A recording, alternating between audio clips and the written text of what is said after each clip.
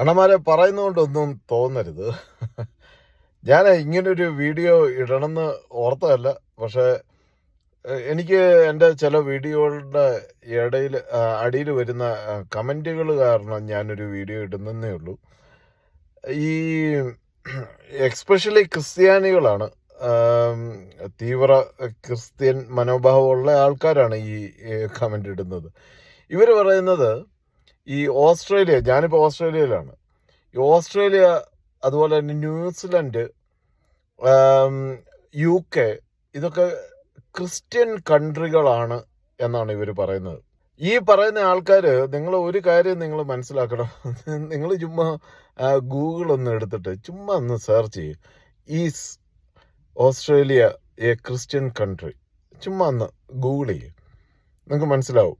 ഓസ്ട്രേലിയയിലൊക്കെ 50% പോലും ഇല്ല ക്രിസ്ത്യൻസ്. അതുപോലെ തന്നെ ന്യൂസിലൻഡിൽ 41% ഉള്ളൂ ക്രിസ്ത്യൻസ് ഉള്ളൂ. ബാക്കി ആൾക്കാർക്ക് മതമില്ല.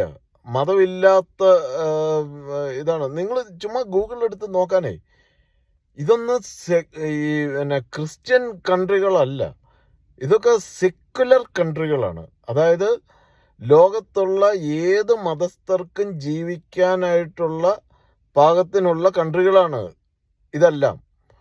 അതായത് ക്രിസ്ത്യൻ കൺട്രി എന്നും പറഞ്ഞുകൊണ്ട് നിങ്ങൾ ക്രിസ്ത്യാനികൾ ചുമ്മാ വീട്ടിൽ ഇരുന്നുകൊണ്ട് പറയാം അതൊക്കെ ക്രിസ്ത്യൻ കൺട്രിയാന്ന്.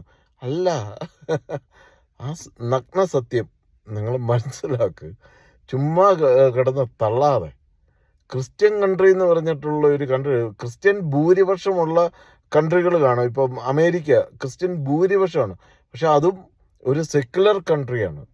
അവിടെ ഏത് മതസ്ഥർക്കും അവിടെ വരാം, താമസിക്കാം. അവരുടെ മതം അവർക്ക് മറ്റുള്ളവർക്ക് ഹാനികരമല്ലാത്ത രീതിയിൽ, മറ്റുള്ളവരെ ബുദ്ധിമുട്ടിക്കാത്ത രീതിയിൽ അവർക്ക് പ്രാക്ടീസ് ചെയ്യാം. അത്രേ ഉള്ളൂ. അല്ലാതെ ഇതൊന്നും ക്രിസ്ത്യൻ കൺട്രികളല്ല. ക്രിസ്ത്യൻ കൺട്രി എന്ന് പറഞ്ഞിട്ടൊരു കൺട്രി ഇല്ല. ഉണ്ടായിരിക്കും, പക്ഷെ എൻ്റെ അറിവിൽ ഇപ്പം എൻ്റെ കമൻറ്റിൽ ഇവരെല്ലാം പറയുന്ന Australia Christian country. No way. Australia ഒരു സെക്കുലർ കൺട്രിയാണ്, ക്രിസ്ത്യൻ കൺട്രി അല്ല. ന്യൂസിലൻഡ് നിങ്ങൾ ഗൂഗിൾ ചെയ്ത് നോക്കുന്നു, എന്നിട്ട് ചുമ്മാ തള്ളുന്നു. അല്ല പിന്നെ എന്താ പറയുക.